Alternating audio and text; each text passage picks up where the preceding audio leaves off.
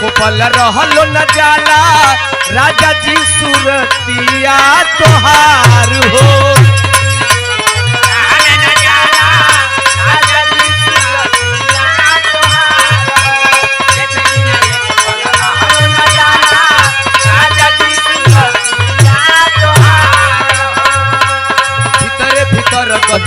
रही सुन के मीठी मीठी बतिया तोहार हो रही सुन के मीठी मीठी बतिया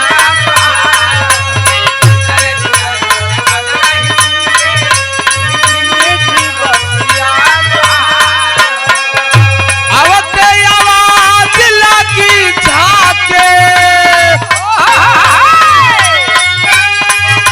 आवते आवाज लगी झाके राजा जी हम तो कोलिया में कौनो ता विटामिन बाटे कौनो ता विटामिन बाटे राजा रउरो बोलिया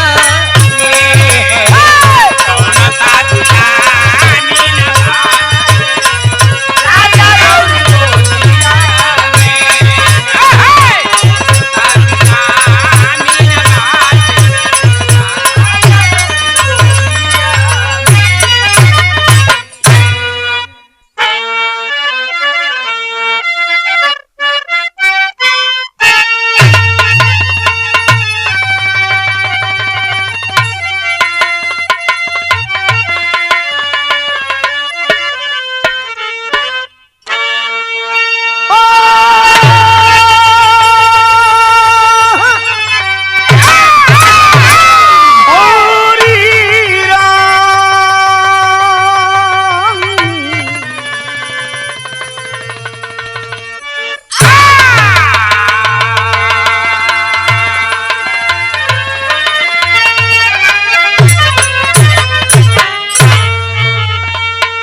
हम गायक सूबेदार यादव और साथी कठवा मोड़ गाजीपुर की शहीदी धरती से आप सभी श्रोता भगवान के सत सत प्रणाम करत बानी।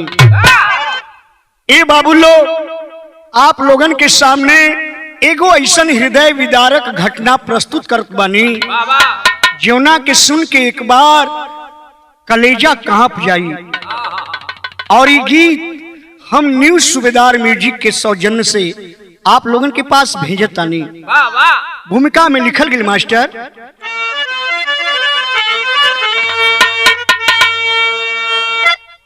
ए उन्हीं गाना के शीर्षक बा कुंवारी विधवा उर्फ छोटू हत्याकांड। जमाना के का हो गई बा बाबू, इन लोगन के मन के का हो गई बा। कवि जी भाव लिखलन भूमिका के अंदर,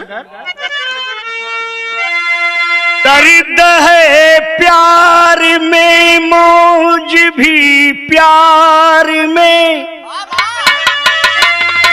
प्यार में हरि की दर्शन की क्षमता भी है। प्यार सागर से गहरा गगन से भी ऊंचा, प्यार में पूर्ण समता विषमता भी है। प्यार होता है जब भी किसी को किसी से, इसके परिणाम को प्रेमी ना सोच पाता। प्रेम के पथ पथिक बन चला जाता आशिकी, करता विश्वास पगला और मारा जाता।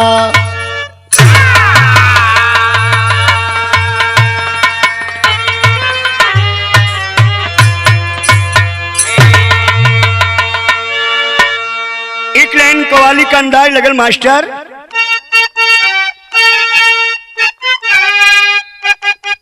वाह वाह क्या बात है। इश्क में तो हर चीज मिट जाती है, इश्क में तो हर चीज मिट जाती है।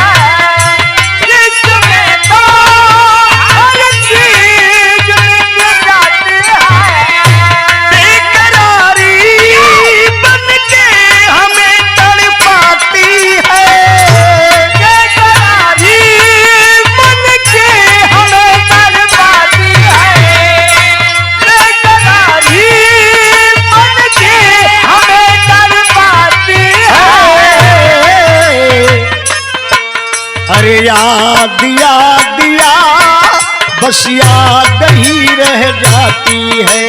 याद याद याद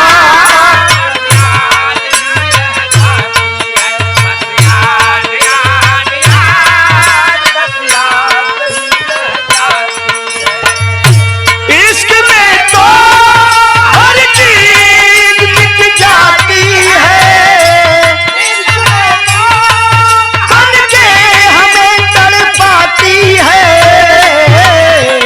याद याद याद बस याद ही रह जाती है।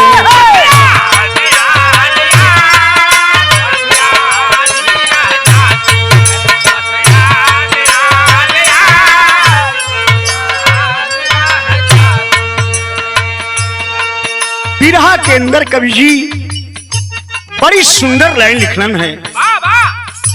प्यार पावन ईश्वर का रूप होता है, प्यार पावन ईश्वर का रूप होता है, प्यार पावन ईश्वर का रूप होता है। प्यार में प्रेमी हंसता कभी रोता है, प्यार में कभी हंसता कभी रोता है। प्यार में प्रेमी कभी हंसता कभी रोता है। प्यार प्यार प्यार प्यार ही सब कुछ होता है। प्यार प्यार प्यार प्यार ही सब कुछ होता है। अरे प्यार प्यार प्यार प्यार प्यार पावन ईश्वर का रूप होता है, प्यार पावन ईश्वर का रूप होता है। भैया प्यार पावन ईश्वर का रूप होता है। प्यार में प्रेमी हंसता कभी रोता है, प्यार में प्रेमी कभी हंसता कभी रोता है, प्यार में प्रेमी कभी हंसता कभी रोता है। प्यार प्यार प्यार अरे प्यार ही सब होता है। अरे प्यार प्यार प्यार ही सब कुछ होता है। अरे प्यार प्यार प्यार प्यार सब कुछ होता है। ई भैया बाबू लोग ई कहाँ का कहानी बा, कैसन कहानी बा, इहमे से कहानी के शुरुआत कवि जी कह दहलन।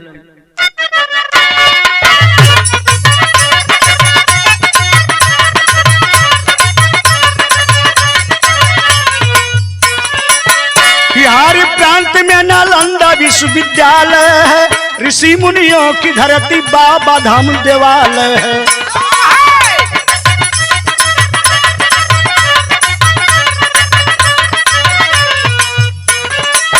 क्रांति के दूत बाबू कुंवर सिंह जुझारे थे, जय प्रकाश राजनीति के सितारे थे।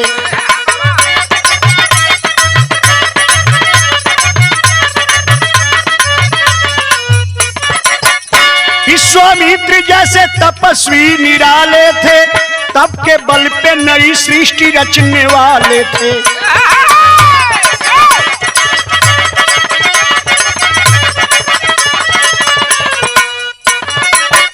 ए भैया ज्ञान में विज्ञान में विश्व शांति का संदेश बिहार भारत में ही नहीं पूरे विश्व को सदियों से देता आया है।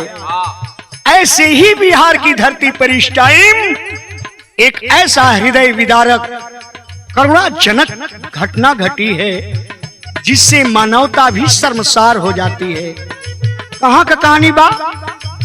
उसी बिहार में अररिया जिला नामी है, उसी बिहार में अररिया जिला नामी है, थाना रानीगंज रहड़िया भी सरनामी है।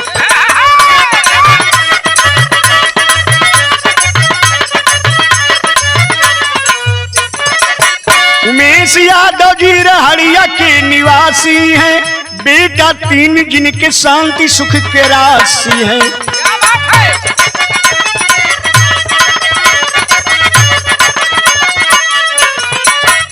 बड़ा बेटा अशोक राजस्थान जा करके, बड़ा बेटा अशोक राजस्थान जा करके, गृहस्थी घर की चलाता वहीं कमा करके।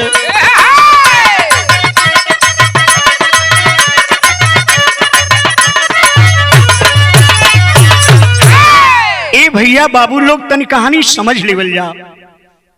बतौली ने कि बिहार के अररिया जिला थाना रानीगंज के अंतर्गत एक ठे गांव बा बाबू, जौने गांव का नाम रहड़िया बतावल गई। रहड़िया के रहे वाला उमेश यादव जी के तीन बेटा। बड़ा बेटा अशोक यादव राजस्थान में कमा के घरे पैसा भेजत हुन, बड़ी बढ़िया से खेती गृहस्थी चलत बा। उनसे छोटका यानी मझिला बेटा जनबा पढ़ लिख के और नौकरी के तलाश में बेचारा बा, कहीं छोटा मोटा काम भी करेला।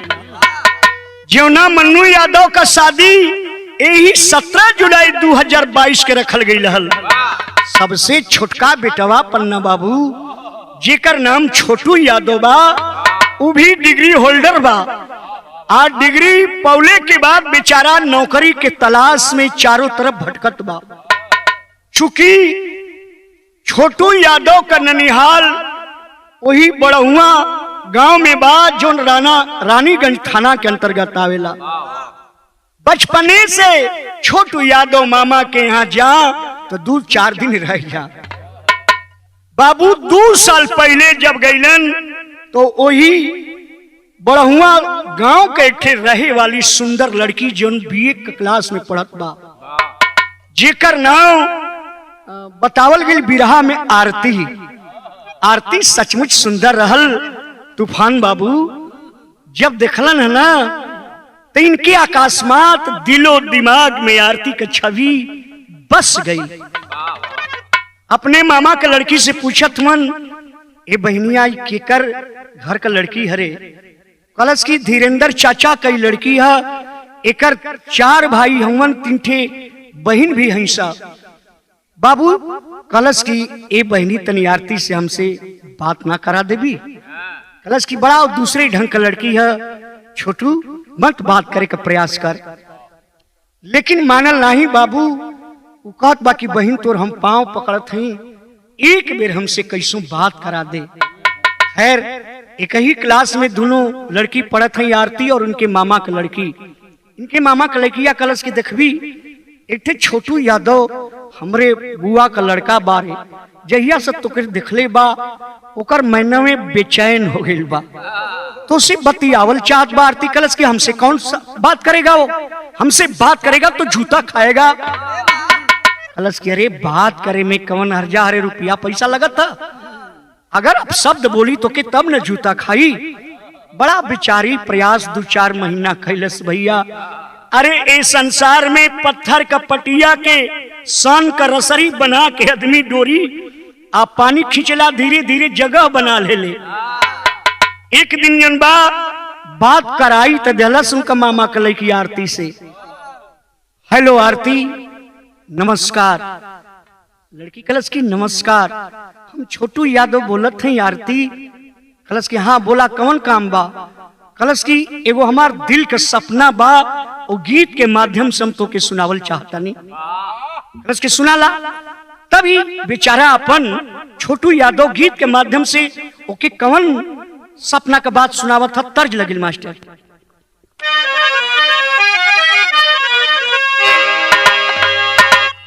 ये तर्जवा बा आइए कहलहू बा गीतिया के गा के।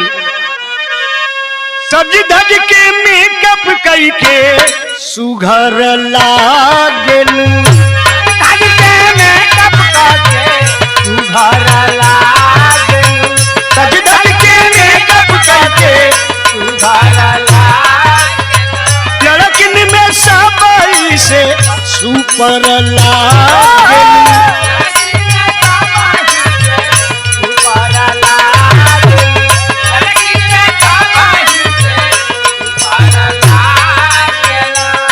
गोरी मारी के गोरी मारिए के तिरछी नजरिया हो तू हंसल कर गोरी मारिए के तिरछी नजरिया हो तू हंसल करा गोरी मारिए के तिरछी नजरिया हो तू हंसल करा हरदम बसल कर हरदम बसल कर दिल के भितरिया हो हंसल कर दिल के भितरिया हो तू हंसल कर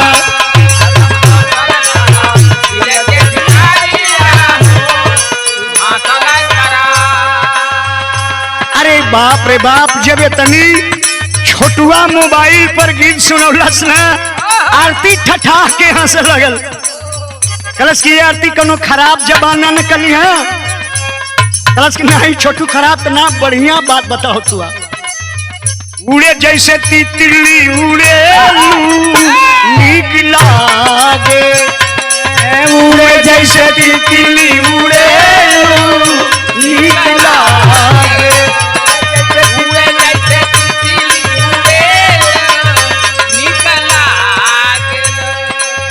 जानी अंगड़ाई जब ले लू भाग जागे जानी अंगड़ाई जब ले लू भाग जागे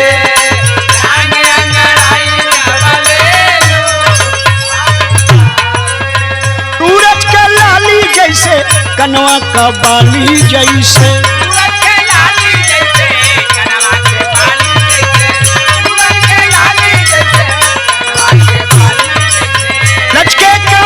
लवन का डाली जैसे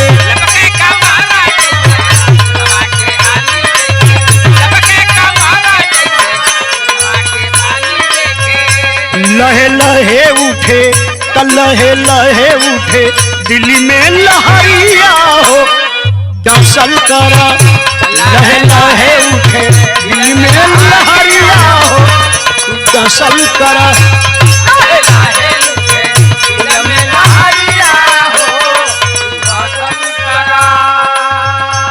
आरती ठठा के हंसल छोटू का गीत सुन के कहलास के छोटू तू सचमुच अच्छा है रे। अब पन्ना भैया बात जब एक बेर शुरू हो गई ना तब बात का सिलसिला फोन पर चले शुरू कर दहलस।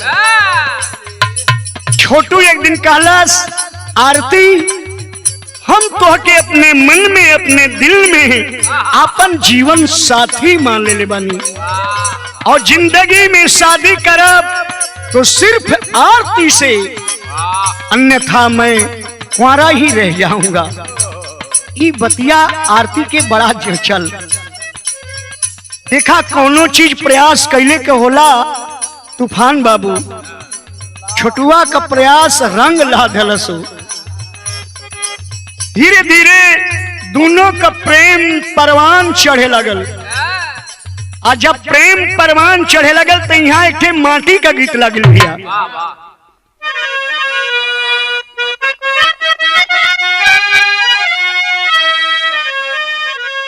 हाय हाय हाय हाय हाय हाय हमारी धरती के माई वही लोग शादी ब्याह में जब माटी खनने जालिन पन्ना बाबू तो बड़ा प्रेम से गावलिन का केहू कभी नहीं होला जवन मन में आवेला गा दिलिन न कोनो ढोलक न कोनो हारमोनियम न कोनो झाल करताल इतनी सुहावना लगे ले हो।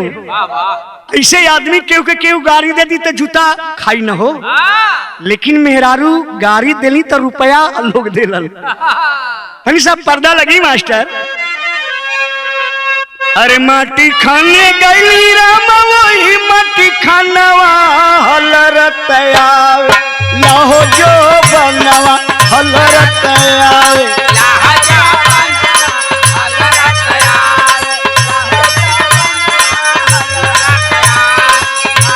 हमें गईली राम वही माटी खानवा हलरतया लाहो जो बनवा।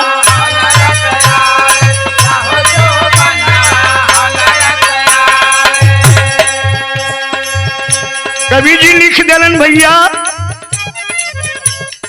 लैला मजनू वाली याद आई गई बतिया सुना सथिया। लैला मजनू वाली याद आई बिया बतिया सुना सथिया।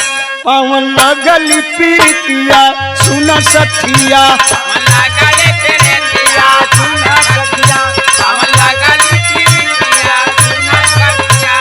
लैला मजनू वाली याद आई बिया बतिया सुना सथिया। पावन लगल पीतिया सुना सथिया।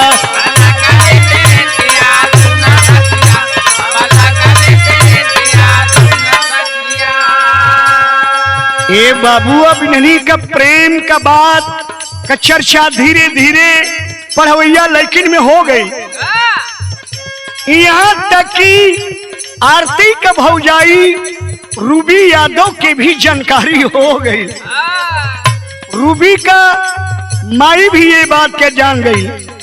जनलस के ना कि ओकर बाप ना जलन। जब भौजाई जान गई तूफान बाबू तो ओकरे भैया से जरूर बतौले हुई। इस कवि जी लिखलन रूबी भाऊ जाई जंग जान गई गौआ हो जान गई गौआ।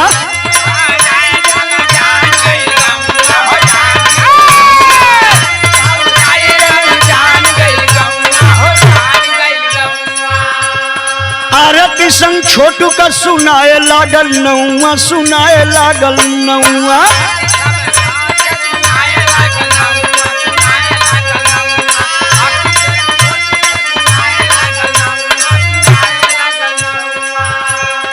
छोटू नहीं जाने नाच सिर पे फतिया सुना सथिया।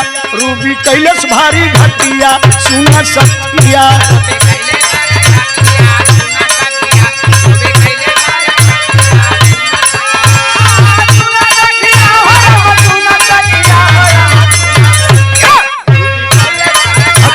सुना सथिया।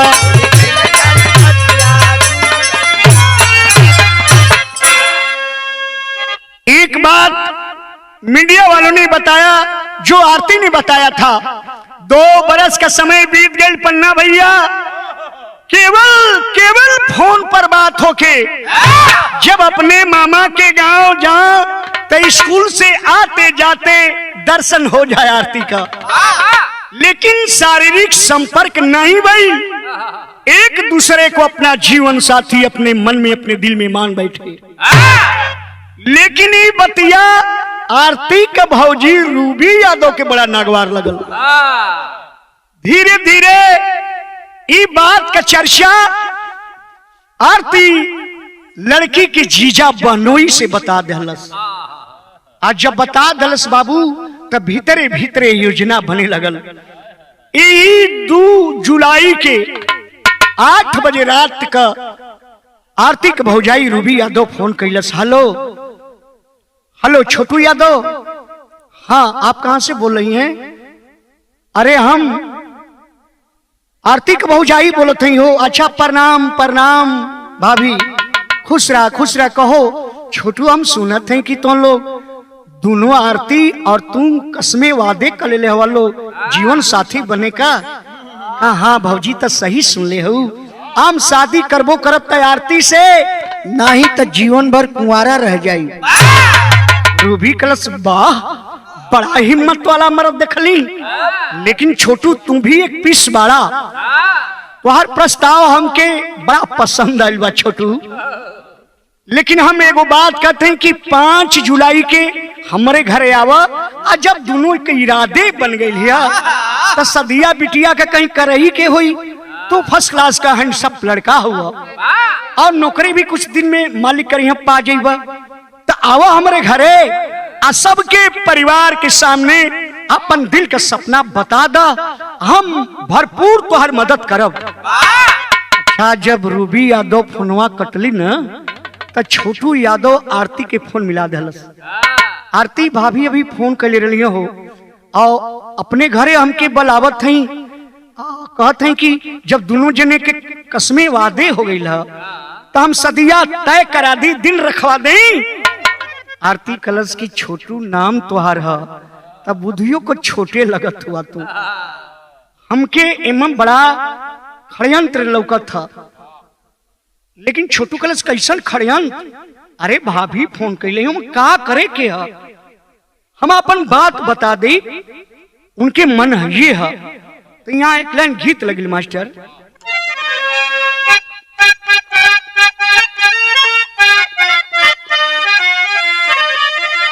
अरे वाह रे तूफान बाबू वाह, वे गीत बा कि यही पार गंगा हो मैया, वही पार जमुना हो, यही पार गंगा मैया, वही पार जमुना, यही पार गंगा मैया, वही पार जमुना।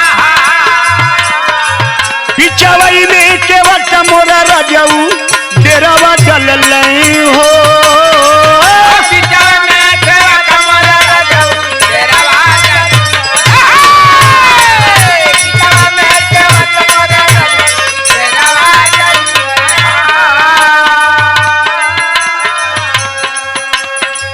आरती के छोटू जब फोन कैले ना भैया, तो आरती छोटू से कहत ये का कहलस,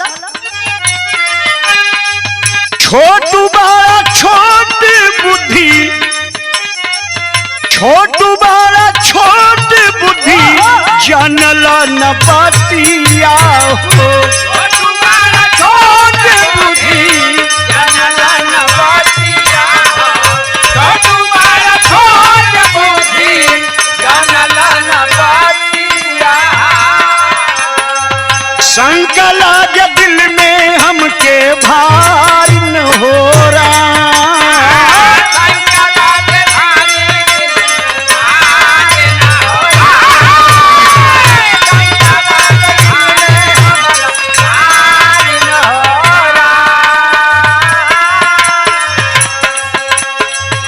मान लेना बात छोटू,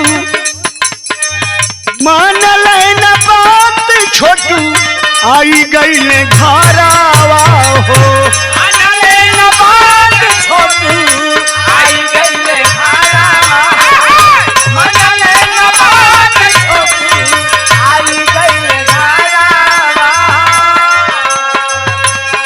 आरती के समझौले के बाद बाबू लोगन, प्रेम एगो ऐसा चीज है कि ओके पावे खातिर छोटू आरती के बात के हटा देलन दिमाग से, और 5 जुलाई के 8 बजे रात के अपने मामा के घर पहुंचलन है।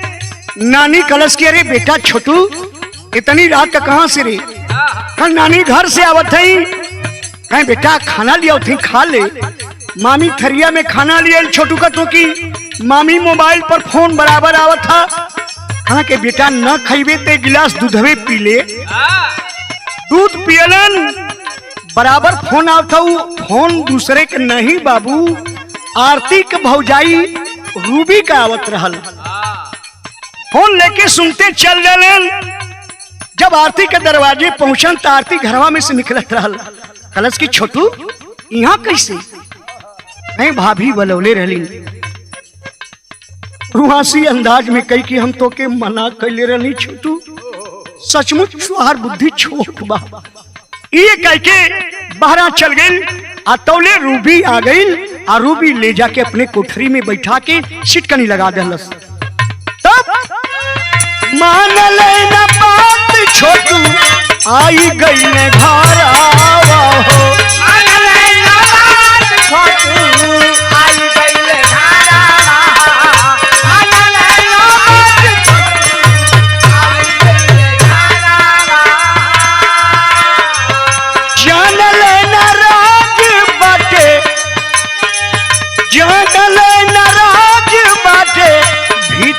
खतरा हो,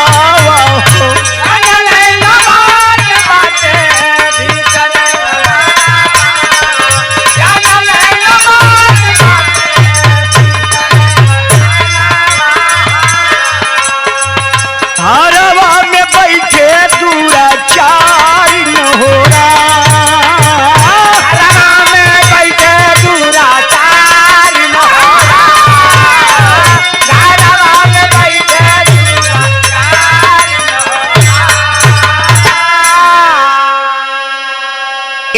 भैया पंच लोग आरती तक इनके कह के चल गए घर में, तो ले रूबी आ गए। रूबी ले जाके अपने कोठरिया में बैठा के, जिन्हें कोठरिया में पहले से आरती के जीजा पवन यादव और आरती के भाई, आरती के बाबू और दो चार आदमी पहले से तैयारी में बैठल हमन। चिटकनी लगा धलस, कहते कहो छोटू आरती से बियावा होई ना। मुस्कुरा कर कहा कि हाँ भाभी आप ही तो बलौली ना। कहा पता हो बेचारे के कि दूध में सांप का जहर है, घरवा में ऐसा षड्यंत्र है। छोटू अभी कुछ सोच ही रहा है, तब तक पवन सिंह आरती का जीजाकरण की सदिया बढ़िया तरीके से हो जा तो छोटू तो ठीक रही। इतने कह के बस लोग मारे पीटे शुरू कैलन। आरती जब 12वां से आई, चिल्लाने की आवाज सुनलस, कलश करे भैया लोग ये क्या करत हुआ, हमारे बाबू के मारत हुआ, न मारा हमारे बाबू के मत मारा। तब छोटू के कुछ आदमी पीटे लगलन, आ कुछ आरती पर लपट गईलन। हाय रे प्रेम का अनादर करने वाले असुरों, तेरे दिमाग में प्रेम की कोई इज्जत नहीं, प्रेम की कोई कदर नहीं, प्रेम के प्रति कोई आस्था नहीं। कवि जी लिखा थोन विदेशिया कलाइन, लत घुस मारे लगल छोटू के कसैया हो, कौआ पकड़ छोटू करेलन दो हैया, नहवा की खींचे पापी पिसुरी अंगुरियन से, बिजली का तार तब सटावेलन मुदैया। आरती चिल्ला रही, ना भैया ना बाबू, हमारे छोटू बाबू के छोड़ लोग दा, मत मारा। लेकिन आरती पर भी कसाई लपट गए। आरती जब बेहोश हो जाती है ना बाबू, तो फिर उसका कमरा बंद करके उसका मोबाइल दूर गिर गया था, और आकर के फिर छोटू को टार्चर करना शुरू किए। छोटू चिल्ला रहा है पानी पानी, लेकिन हरामी कुत्ते की औलाद पानी की जगह पे आरती का जीजा पवन उसे पेशाब पिलाता है। रात भर टार्चर करते रहे, कोई अंग ऐसा नहीं जिसको उन कमीनों ने नहीं तोड़ा हो। आरती फोन उठाई है, अघड़िया बजावे रात तुई की समैया हो, देख के हालात रूए आरती चीरैया। कैसो जंगला के तोड़ के आरती मामा घरे जाके आरती कर दादा मैया हो, मारल चाहे छोटू कवनो करा लोग पैया। भाग के छुटुआ का मामा के घरे आरती गई। आए अपने फोन से उनके बड़का भाई अशोक यादव जो राजस्थान रहलन के, अशोक भैया छोटू बाबू के लोग मुआ दियन, बड़ी मार मारत हुन, हमके भी लोग मरलन। कैसो मोबाइल लेके जंगला तोड़ के हम भागल नहीं, हम मामा के घरे आ गए भैया, कैसो बचा ला लोग छोटू बाबू के, बचा ला लोग भैया। फिर मामा को बुलाती है, तब जाके अशोक यादव कहलन कि अरे ना ऐसा ना हुई आरती, काहे के लोग मरियन, हमार भाई का गलती कैले है, प्रेम कल तक कोनो पाप नहीं होला। और तू आरती जनते हो आज तक तो से शारीरिक संबंध भी नहीं बनोल समर भाई, केवल प्रेम का इजहार कैले सब। आरती कहे ना बाबू, आज हमारे परिवार के लोग का मनसा हम भाप गईली, ओके लोग छोड़िए ना छोटू बाबू के। तब अशोक अपने बाबू उमेश यादव के फोन कैलन, आ उमेश जौने समय अलन गौवा में 2 4 10 20 लोगन के कहलन, तो लोग जब पहुंचलन बाबू तो दरवाजा बंद है। चिल्ला था लड़का, पानी पानी मांगा था। बारे बाप जिस आशा उम्मीद के साथ बेटा को पैदा किया, आज उसके सामने कोठरी में बंद करके उसके बेटे को टार्चर किया जा रहा है, चाह कर भी नहीं बचा रहा है। यहां तक कि उसके बाप के जाने के बाद भी कमीने करंट लगा करके और छोटू को इस दुनिया से अलविदा कर दी। गांव के लोग दरवाजा तोड़े, तब एक लाइन यहां गीत लगल। वे गीत बाकी कही द भौजी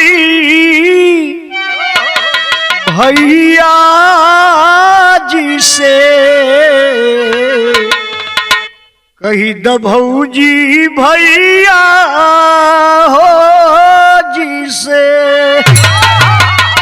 अरे कही द भौजी भैया जी से, कही द मोरी गवाना वारा।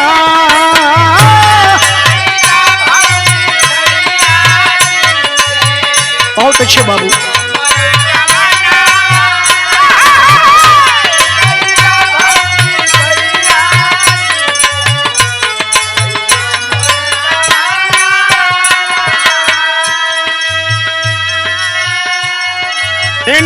आरती लगवली बाबू, आरती लगवली तब मिश्र जी के फोनवारा।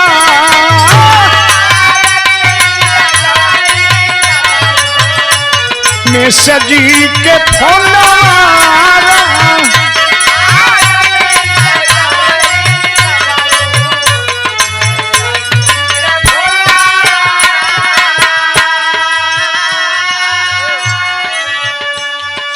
छोटू नहीं बची है बाबा, जल्दी अब भवानवा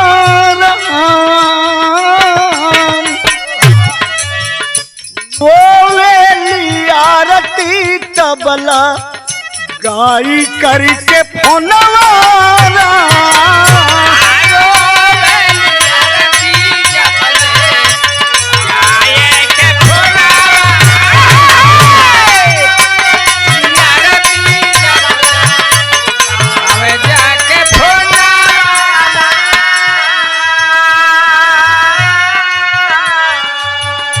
आरती का बात सुन के धड़के छतिया,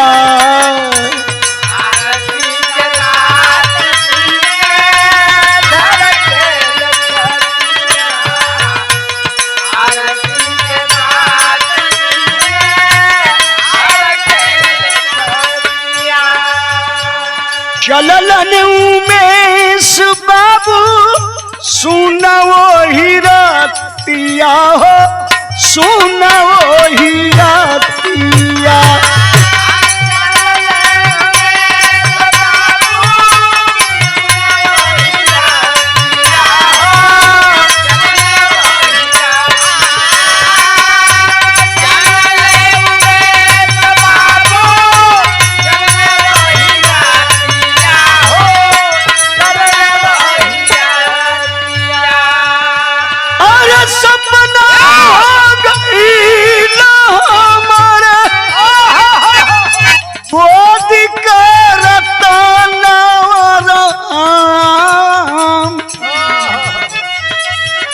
झरा झरा आंसू बरसे, झरा झरा आंसू बरसे, बरसेला नया नवा।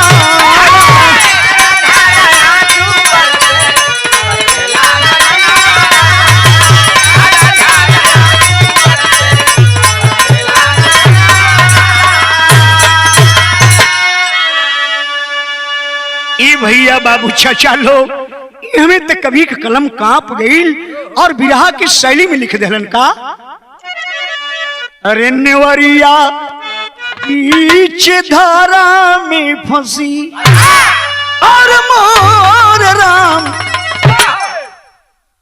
सिंदूर भरा मांगना विधवा भई कुमारिया, नेवरिया बीची धारा में फंसी। भरा मांगना विधवा भई कुंवरिया नेवरिया बीची धारा। भरा मांगना विधवा भई कुंवरिया नेवरिया। सिंदूर भरा मांगना विधवा भई कुंवरिया नेवरिया बीची।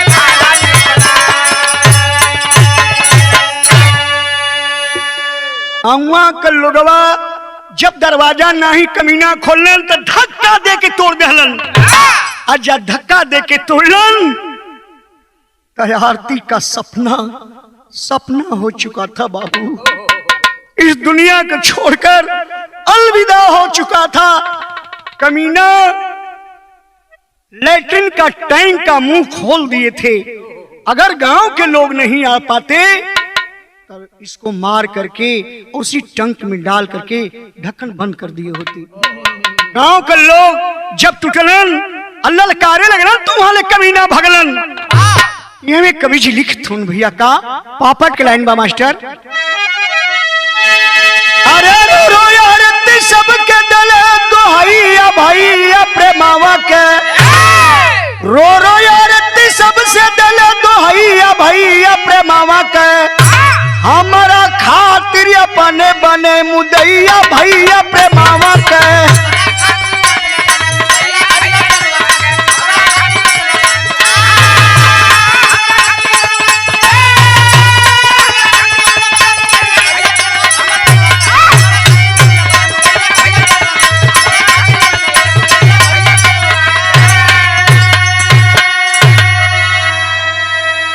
आरती गांव वालों से चिल्ला चिल्ला कर कह रही है कि भैया हमारे छोटू बाबू को हमारा ही परिवार के लोग मार दिए।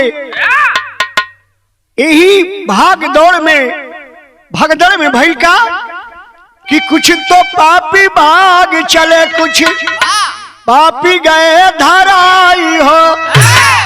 असली पापी न हाथ न आई आरती की भौजाई हो। सुने खबर या पप्पू यादव बल दैया भैया प्रेमावा के। खाए कसम ना बची है कोई मुदैया भैया प्रेमावा के।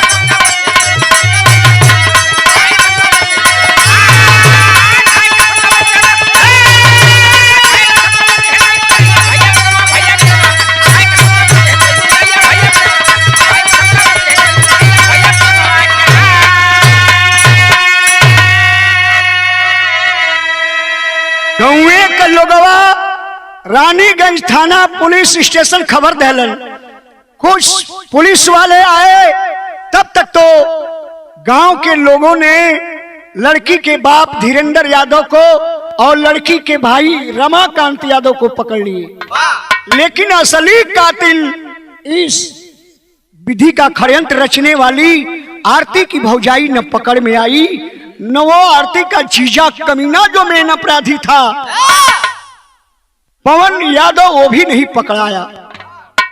छोटू के घर वाले और सब गांव के लोग आए। आरती को ले जाकर के हॉस्पिटल में भर्ती करवाए। उपचार हुआ लेकिन कमीना धमकी पर धमकी पवन देता रहा कि आरती को जिंदा नहीं छोड़ेंगे। पारे स्वर्गीय छोटू यादव के पिता उमेश यादव कहा कमीना अगर आरती पर कोई खरोंच आई तो दोनों आंख निकाल कर कुत्तों को खिलवा दूंगा साला। पप्पू यादव जो बिहार के बहुत मशहूर नेता हैं पहुंचे हैं। उमेश यादव के परिवार में रोती बिलखती महिलाओं को परिवार के लोगों को देखे अपने को रोक नहीं पाए। बोले बेटी आरती आज से तू हमारी बेटी बनकर रहेगी और तेरे शौहर को तेरे प्रेमी को तेरे मुराद पूरी करने वाले को जो कमीनों ने सजा दिया है मैं कसम खा रहा हूं पप्पू यादव कोई कमीना बच नहीं पाएगा। सबको कटघरे में खड़ा करवा दूंगा। आरती भर्ती हुई उपचार हुआ अब तो कुछ स्वस्थ है भैया घर आई है तो आल्हा के भाव में कवि जी लिखलन है। उठा के आल्हा के लाइन मास्टर।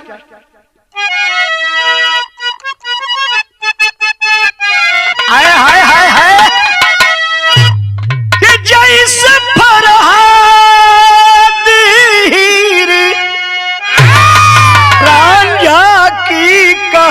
दुनिया एक दूसरे के खातिर जिए सनसा।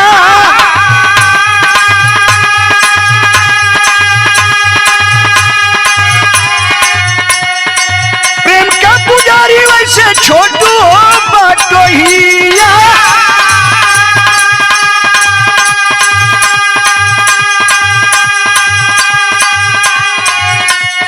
आरती के खातिर गए दुनिया पीसा।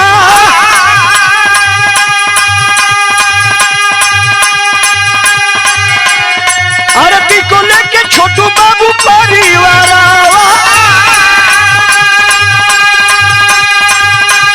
हॉस्पिटल में भर्ती हो गई है सरकार।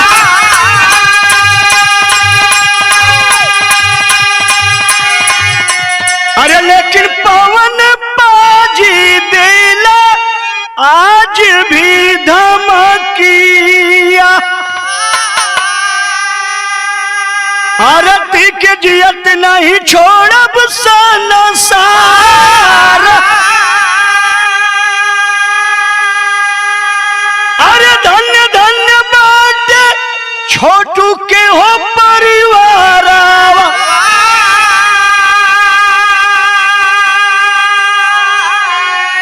आरती के रखल बाटे अपने घर द्वार।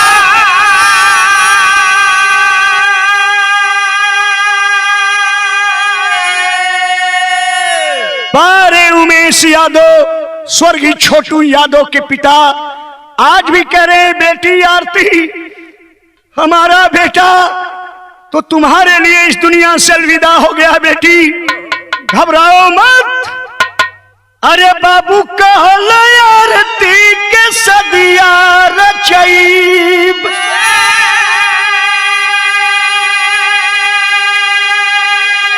अरे अब ही कुंवर बाटे मंटू मुर्दुला।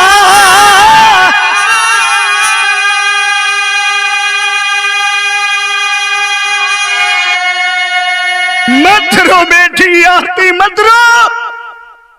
एक बेटा मेरा शादीशुदा अशोक यादव है, उसके बच्चे भी हैं। छोटा बेटा तो तेरे प्रेम की पवित्रता में इस दुनिया से अलविदा हो गया रे।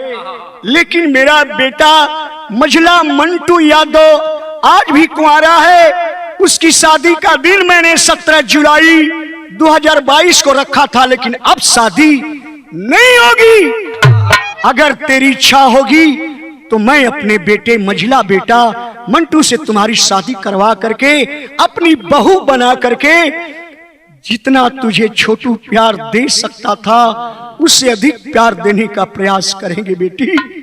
आरती रोती है, नहीं नहीं बाबू नहीं। मैं अब छोटू यादव की विधवा बन करके आपके परिवार की सेवा करके जी लूंगी, लेकिन शादी नहीं करूंगी बाबू। अब क्या शादी करना है जिसके लिए मैं अपने को समर्पित की थी वो तो हमारे ही लिए इस दुनिया से अलविदा हो चुका। मैं उसकी विधवा बनकर जीवन यापन करूंगी बाबू, शादी नहीं करूंगी। पप्पू यादव नेता का ऐलान है कि बेटी आरती आज से तू हमारी बेटी है रे, और तेरे अपराधी मेरे अपराधी है। जब तक उन कमीनों को मैं जेल की सलाखों तक नहीं पहुंचवा दूंगा मेरा नाम पप्पू नहीं होगा। आरती रोती है बाबू, अब तो मेरी दुनिया उजड़ ही गई, और मैं भी कसम खाई हूं कि जब तक अपने छोटू बाबू के हत्यारों को नहीं इस दुनिया से मिटा दूंगी, चाहे इसके लिए मुझे फूलन भी क्यों न बनना पड़े। आखिरी कड़ी में कवि जी लिखा थुन आरती की दिल की पुकार है। आरती के अपराधिन के चाही फसिया, तब्बे पावन मुर मोहब्बत के पुजाई असिया।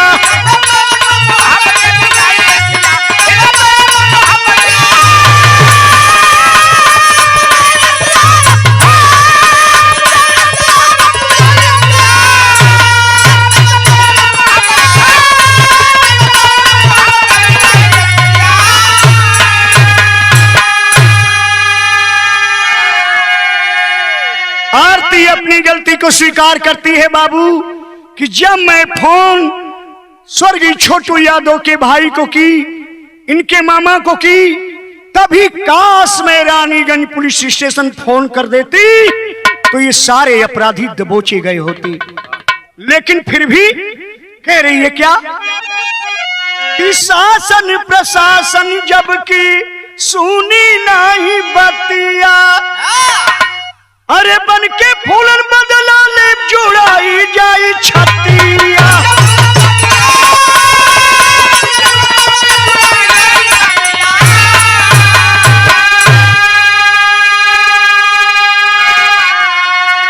बिना कफन के जली है जब रूबी कलसिया, तब पावन मोर मोहब्बत के पुजाई असिया।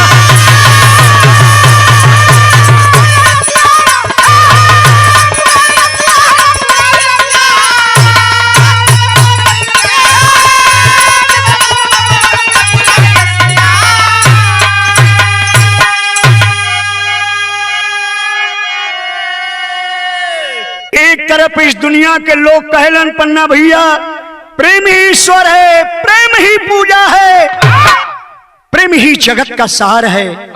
लेकिन आज इसी दुनिया के लोग के कुछ अंधविश्वासी रूढ़िवादी लोग प्रेम को किस हद तक कमीना समझते हैं, किस हद तक प्रेमी को पहुंचाने का प्रयास करते हैं।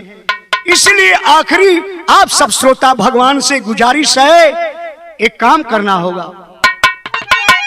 स्वामी गुरु बिहारी पत्तू मानवता दर्शाओ, पर सीधे